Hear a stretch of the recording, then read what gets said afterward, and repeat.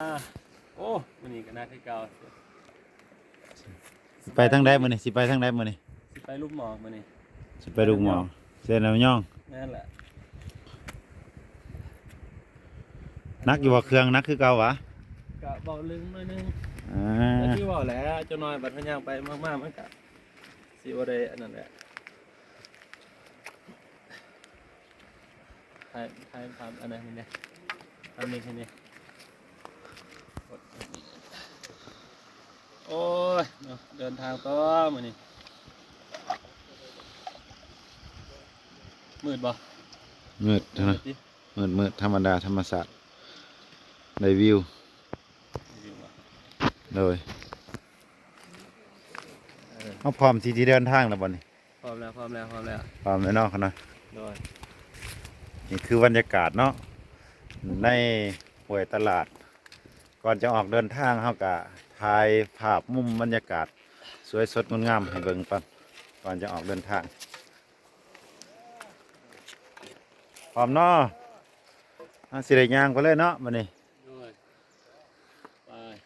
ไปเลย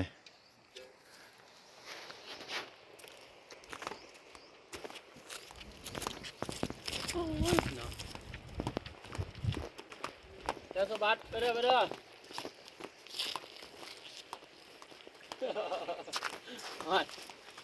สิเรียนไว้จะทันลอรี่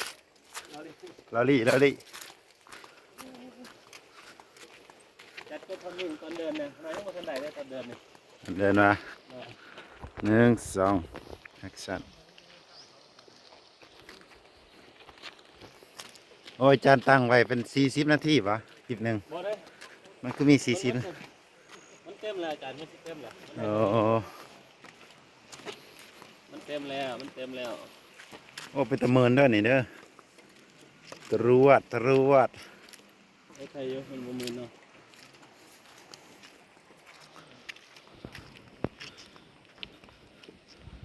ฮึบไม่บ่ได้ไม่มีกำหนดกำลังว่า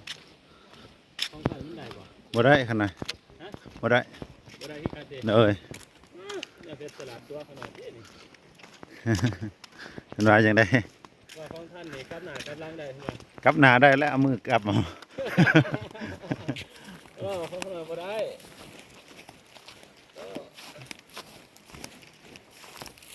ไปพักผ่อนไปทาพอดีตรงนั้นเลย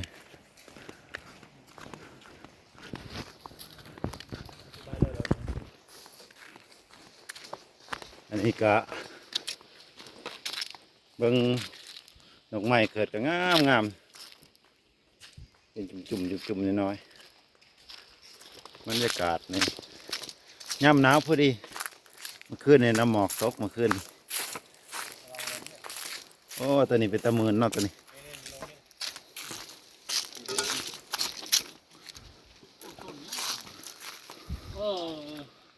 งามได้มาสีนี่อู้ขับคือจังดอกกระเดาเนาะโอ้ดอกไม้งามทำหนึ่งจังหนึ่งโอเคแอคชั่นดอกไม้งามนี่เอาให้เลยอย่าขับกล่องน้ำเลยไปเลยเดี๋ยวขนาดโอเคขนาดได้แล้วสต็อปเรียกขนาดสุดท้ายเอาป่ะ1 2 3โอ้ดอกไม้ยังนี่ขนาดน่าจะเป็นดอกยังบุกครับมันเป็นต้นใหม่ใหญ่ๆเนาะได้แล้วนะไปครูบาอาจารย์ห้องการเสด็จออกเดินทางทันทีเองวะเดินขนาดถือเป็นจะได้ห้องมือซึกเมื่อคืนนี่เย็นขนาดเย็นบ่สบายดีขนาดภาวนาก็สงบดีเสียงนกเสียงวางเสียงกระแตอันนี้คือไปนิมนต์เขาหน่อยขึ้นทางเลยอันนี้คือเขาออกจากห้วยพลาดเนาะห้วยตลาดเขากระสิขึ้นไปลุบยองอันนี้ก็คือทางขึ้นเขาก็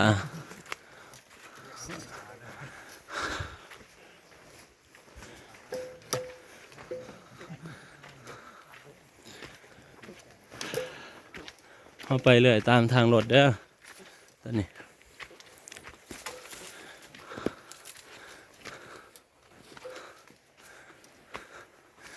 ดี๋ยวมันก็จะค่อยน้อยนึงครูบาอาจารย์เป็นจะได้เนาะครูบาอาจารย์เฮาสู้บ่สู้เนาะโอ้ สิไปวางเรือเขาหน่อย มันเป็นลูกหมอก แต่ลูกหมอก มื้อที่ห้าเนาะ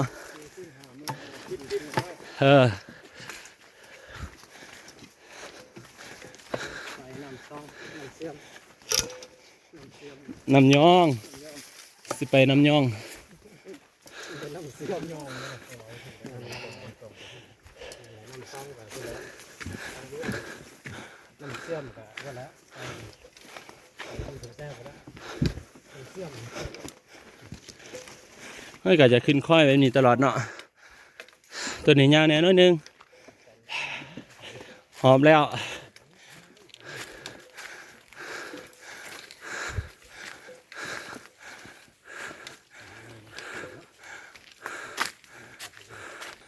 ไปก่อนเขาหน่อย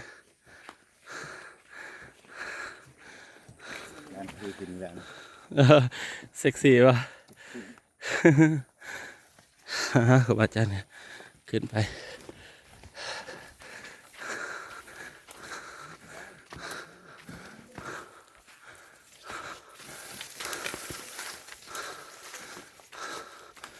เฮ้ย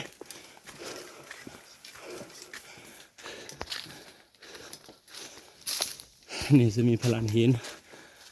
ลบฝนได้เนี่ยฝน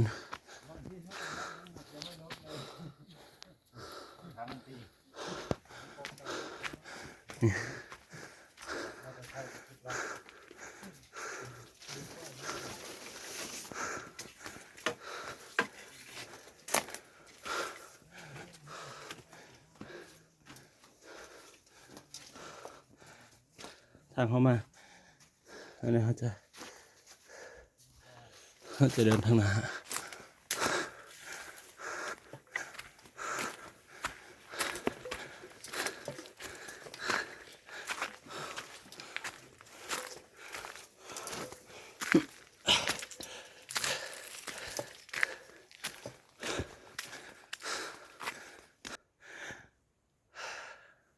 คือหอยเขาพักลงไปนี่อันนี้เขาบ่พักสิไปต่ออันนี้คือเส้นทาง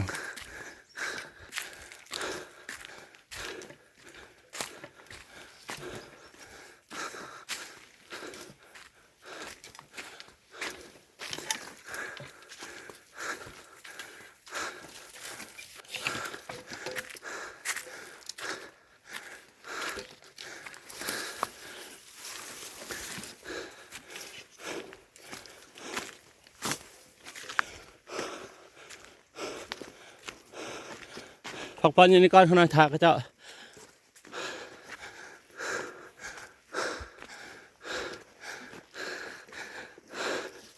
หอทาง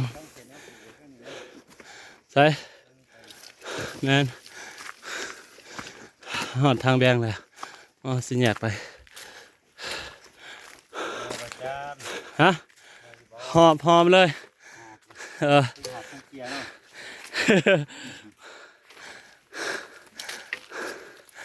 อันนี้เราสิไปทางพุ่นเนาะจะได้พระโต๊ะมานี่ วันนี้จะเดินทางลงไปหาลูกยองแล้ววันนี้ ลูกยองเนาะ โอ้ลูกยองก่อน ถากได้เนาะลูกยองเนาะอันนี้ทางเข้าไปพระลาดเนาะนี่ พลานห้วยต ห้วยต ลาด ลาด ห้วยตลาด คันทางพี่เด้เข้ามา กลับไปทำไง ทำไงทงสังงัน ทงสังงัน หวยเหือเนาะอันนี้เราสิไปทางลูกยอง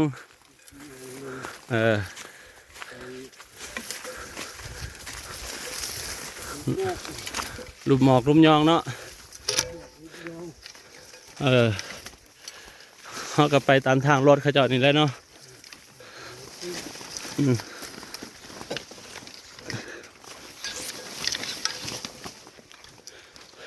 นี่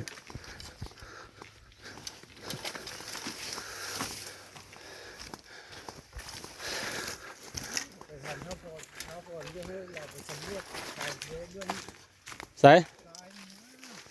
เบื้องไหนเบื้องใส่ กลางโด่ง อยู่ใส่ กลางโด่งปลาหยางนะ มีทางที่นี่เลยต้นทราย โอ้เฮามั่นใจว่า เป็นยางเดี๋ยวยังบุกคำทุกคนทุกคน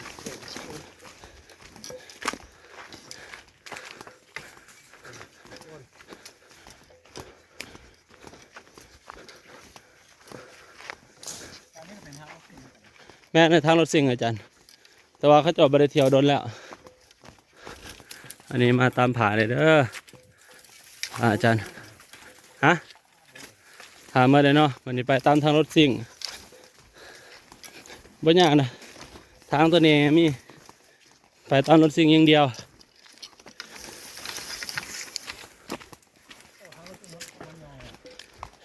ฮะฮอดไปอยุทเทิงอาจารย์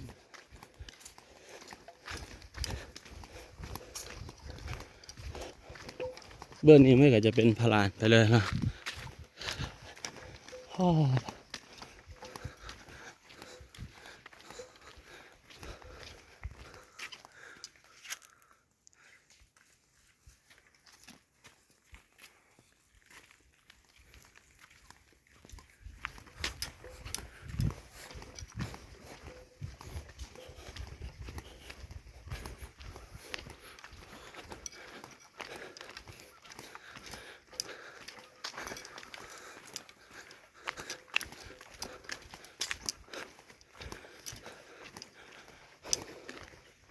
เบื้องนั้นก็สิเป็นหัวที่กันได้เนาะเบื้องทั้งผุนวะมันจะ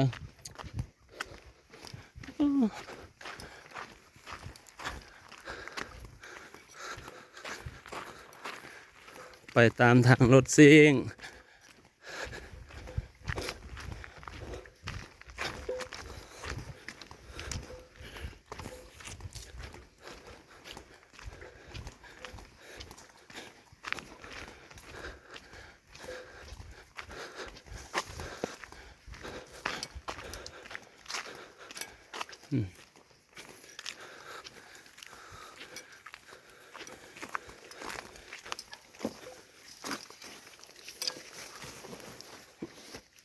อย่างไรนิดนึง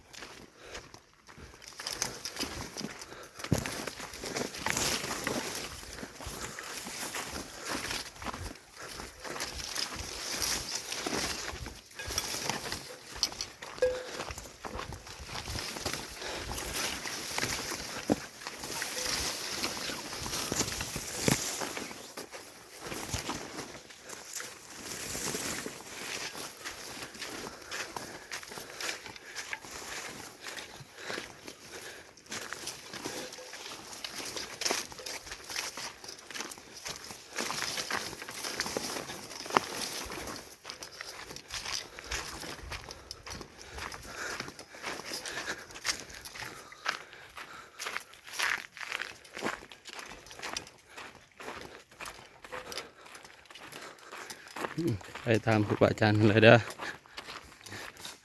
ทาง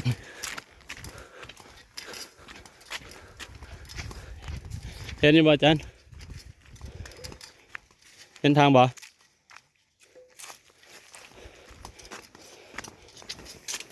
มาทางพี่นี่ตรงเลยอาจารย์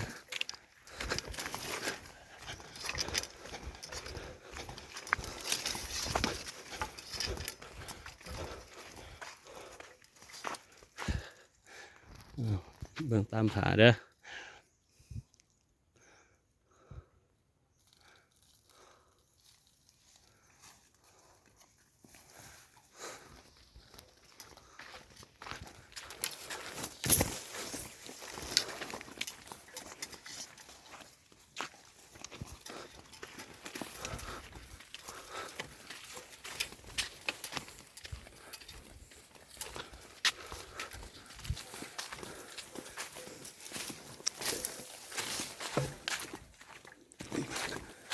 มาตามทางรถเลยเด้อตามทางเขาเจ้าย่าง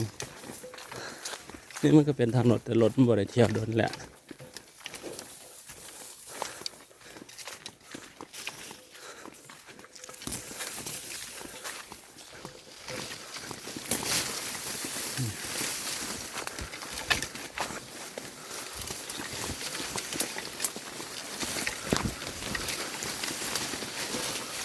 ตามทางตามทาง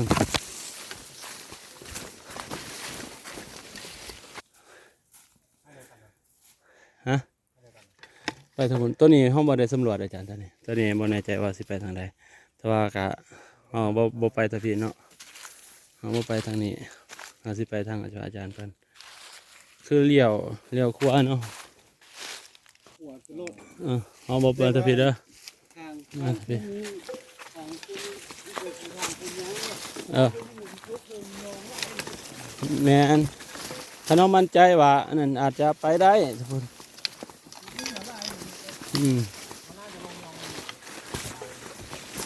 ก็หวังว่าแหล้ว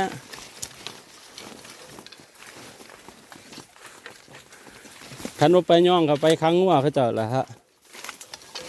อันนี้เขามาหอดดงมีต้นไม้ย่างอย่างนี้เนาะมันหักต้นใหญ่ย่างอย่างนี้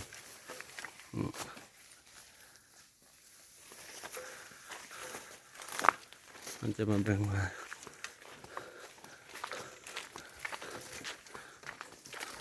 ใหญ่สำได้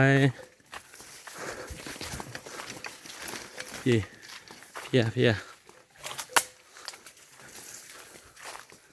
นี่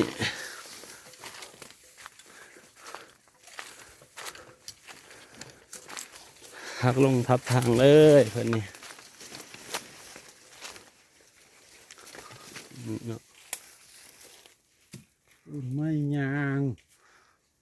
กุดเลยเนาะ ขุดแล้วปลายลงแล้ว ตายไปดูมัน ว่าเป็นผ้าบ่ไม่จะบ้าเบิ่งไหมก็จังว่ามีหอยผ้าได้นี่ โอ้ยานแมนเพเนาะนี่นั่นแหละผ้าสี่มาเตะคุณ ฮะผ้าโอ้ยเทือแรกเนี่ยโมเป็นยังผ้ามันเคยผ้าแหละเทือสองเทือสามนี่ใหม่เลยได้ป่ะนี่ฮะมาแคนใดใส่ นี่แม่ต้นมะแคน แม่นสิบ่ อันนี้แหละต้นมะแคน เอ้า การรถที่ใบมันเป็นที่สู่ห้านะใส่แกงเอาฟองเนาะกงมะแคนนี่นะ แม่นวะ นี่แหละกงมะแคนแคนกินมากันวะกินในมันบ่ กินใหม่ในหอม อ๋อท่านี่ก็แม่นหมดตัวนี่ นี่ก็แม่น ต้นมะแขนเนาะที่เขาเจ้าตำแจวเนาะมียาเท่านี้บ่นี่หาเบิ่งเด้อพอเด้อลกเอาเลยบ่มีต้นใหญ่มันมากส่วนใดอาจารย์อันสมบูรณ์ ต้นใหญ่มันจังมาก อันแล้วมันมากในช่วงใดทางนี้ก็บ่แม่นเด้อทางนี้ เก็บแล้วช่วงนี้ ทางนี้เลี้ยวซ้ายเด้อทางนี้ไปตรงเลย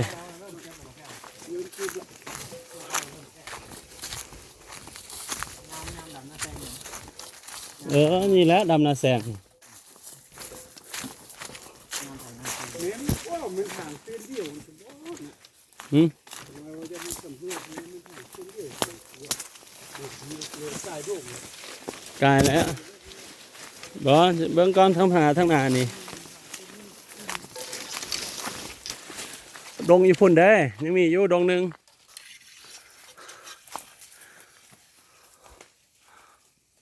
อันนี้ก็ต้นย่างให้กันเนาะนี่ตัวต้นใหม่ใหญ่ๆอย่างนี่เขาเจ้าบ่เลื่อยเขาเจ้าบ่ตัด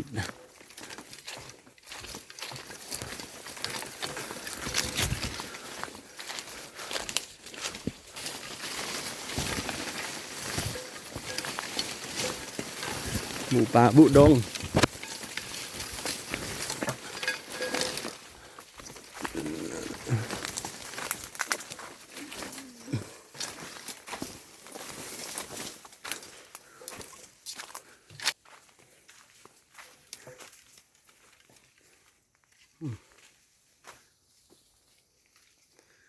นี่ก็ดงอีกดงหนึ่ง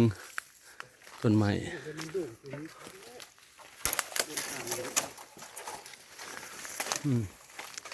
อันนี้ต้นใหม่ยังมีเยอะ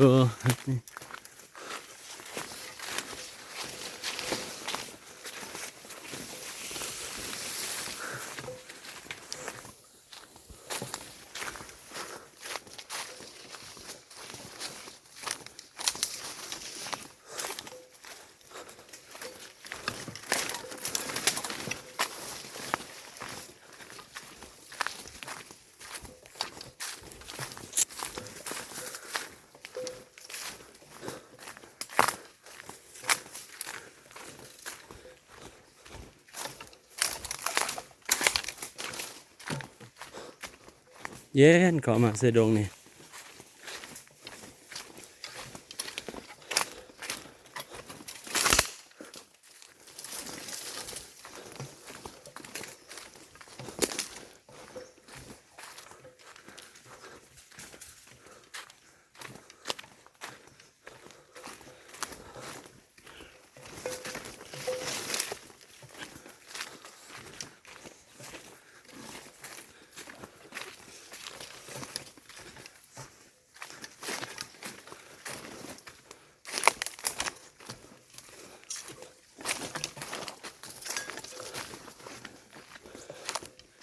มาพี่เลยเย็นได้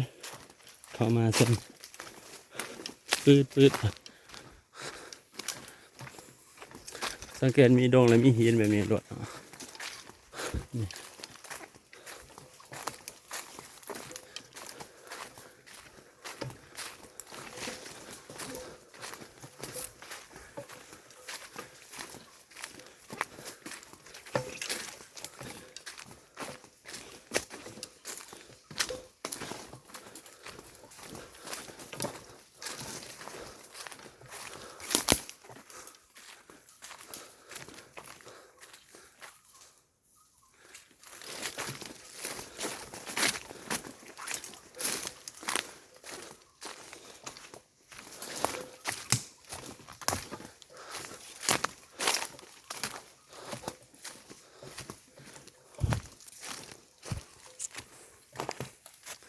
ไปตามทางของบ้านอาจารย์ปัญญา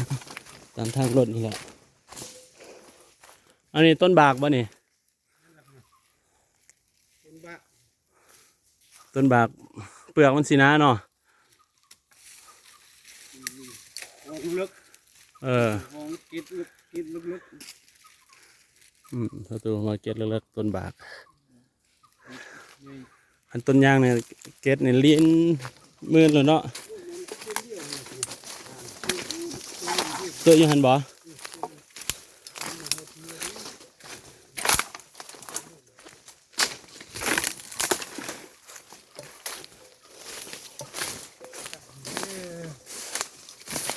ตัวสีรองยางบ่หรือจะได้พยาแล้วเนาะ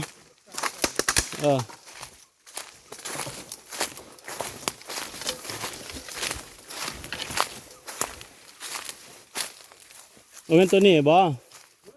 ตัวนี้โอเมนบ่แปลว่าเขาอันนี้ตัวนี้ก็มีทางหนึ่งเด้บ่เด้ตัวนี้เด้บ่ตัวนี้คือจังว่ามี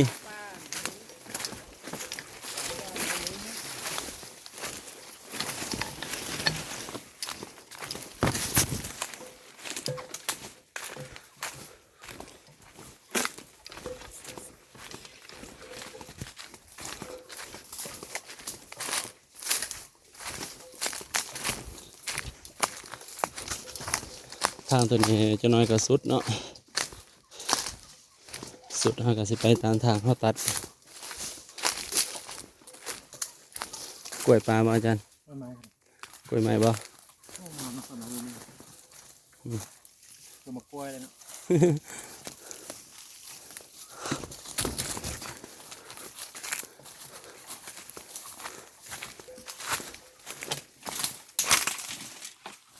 อยากได้หน่อยหนึง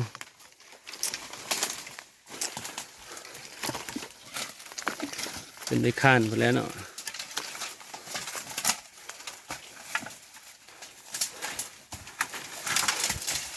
โอ้นะพอก อาจารย์ยังโยนเลย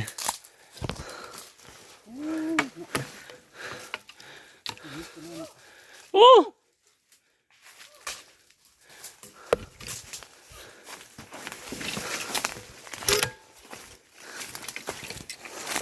อันนี้ไปตามทางนี่แหละ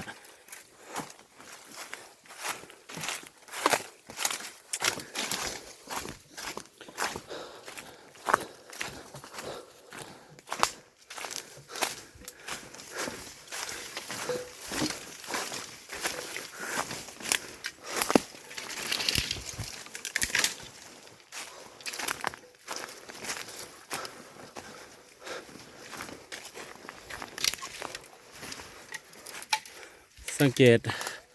เขาถากเนาะ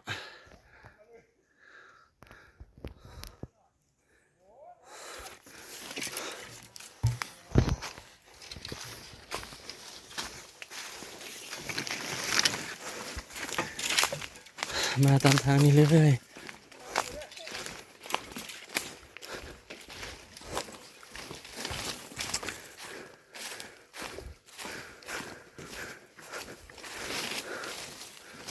เป็นยังไง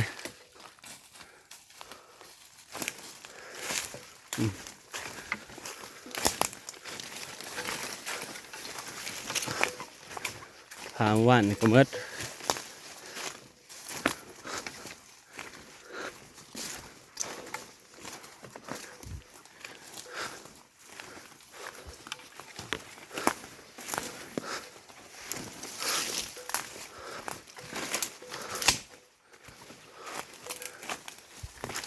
ชีวิตว่าสิบุมึงนี่แล้วแต่บุบุ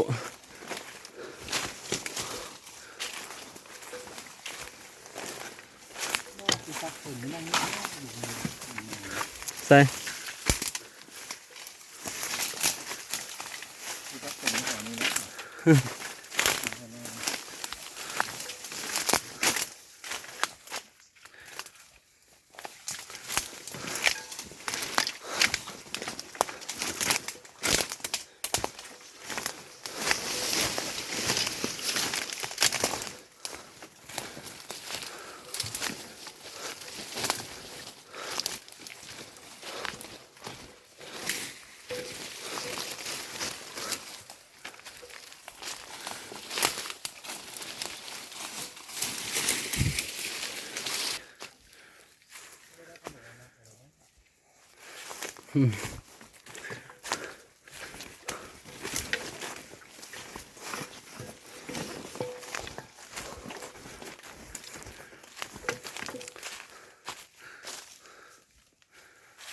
ตายตามทินละถึงแล้วถึงแล้ว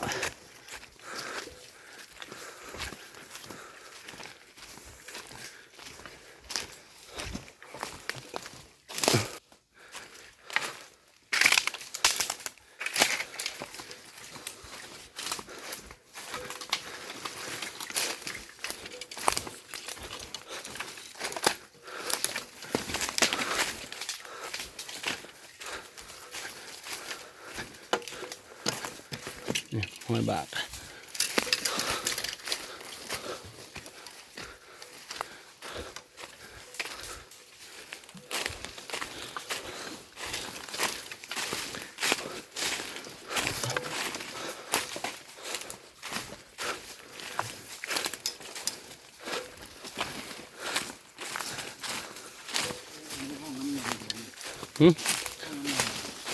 บ่อห้องน้ำที่เข้ามาเลยอาจารย์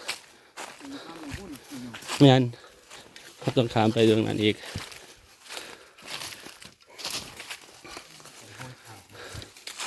มันไล่หัวเดี๋ยวอาจารย์ยังไง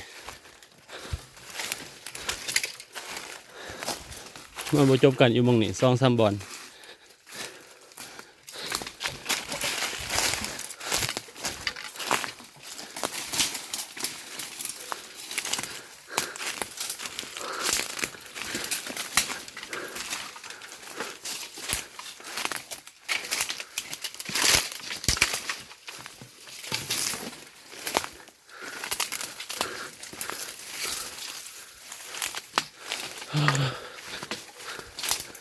นี่แหละสิอย่างแน่น้อยหนึงผู้ใดนำทางบอกพรแต่ว่าตอนลงสิอย่างนั้นมัน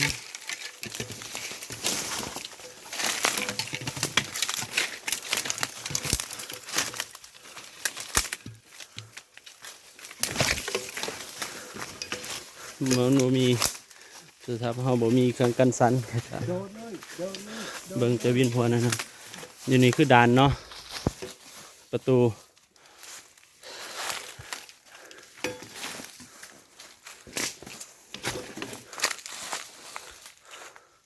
หินมันคำกันเนาะแมันบ่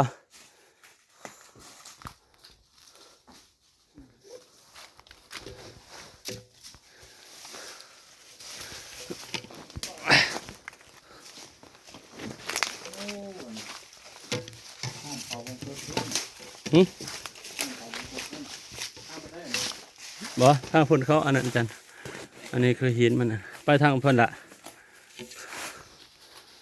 มันจะไปยังไงแล้วมันเป็นจังซี่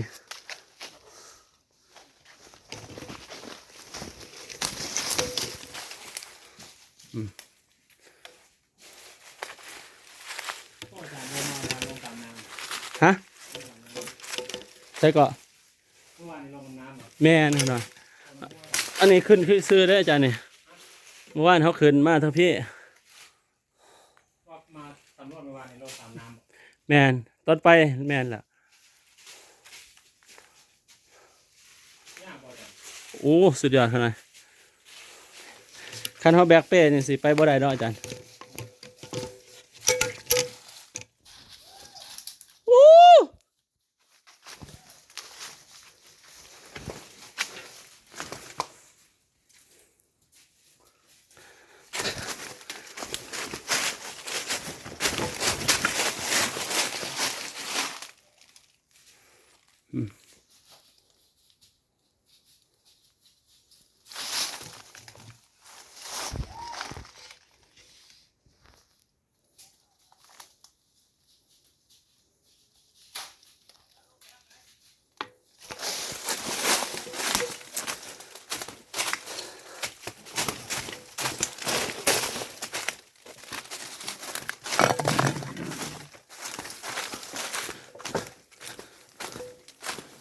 เอาไปต้องพูดเลยล่ะบ่มีทางอันนั้นเด้ไปตรงไปตรงหน้าผา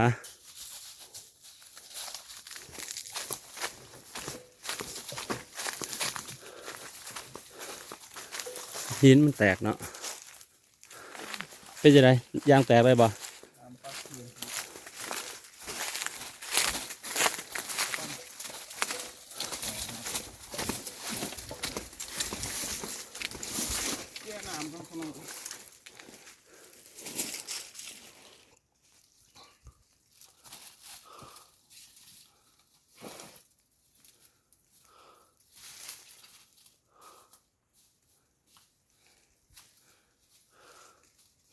ใกล้ๆที่สุดอันเลี้ยวขวาเด้อมีมองลงอยู่อันนี้ทางเข้ามาเนาะเนี่ยก็สิลงทางผีเลยเรียบตามผาจันไปก่อนบ่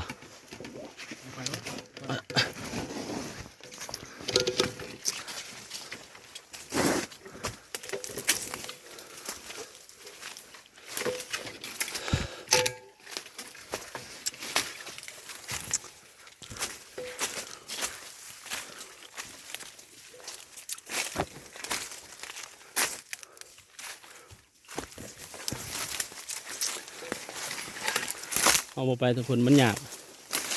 มองกลมมองหันลงมาทางพีเลย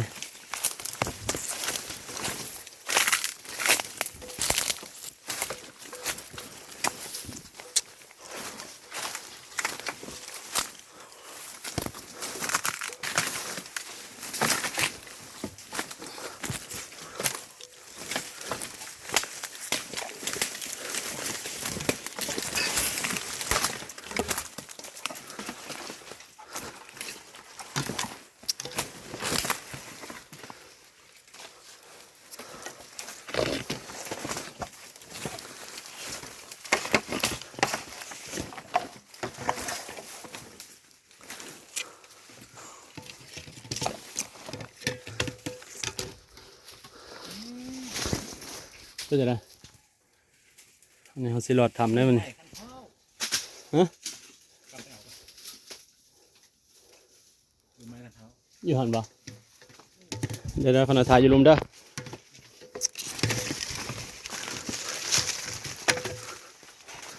นี่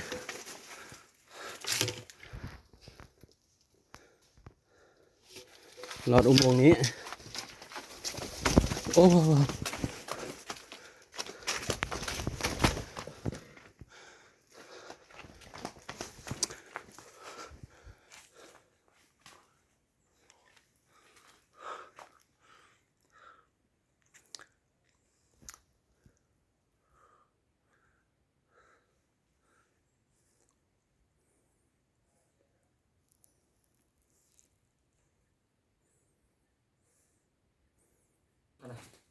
เดี๋ยวหยุดก่อนหยุดอยู่หันก่อนโอ้คักเนาะขอหน่อยเนาะ เอาบ่จ้ะ เอาติกดตัวนี้ได้ขนาดบันทึกวิดีโอกดตัวนี้ได้ บันทึกเลยบ่ บันทึกได้ขนาดมีแต่อาจารย์ตัวค่าตัวกดตัวเท่าไหร่โอเคนะ เดี๋ยวดิ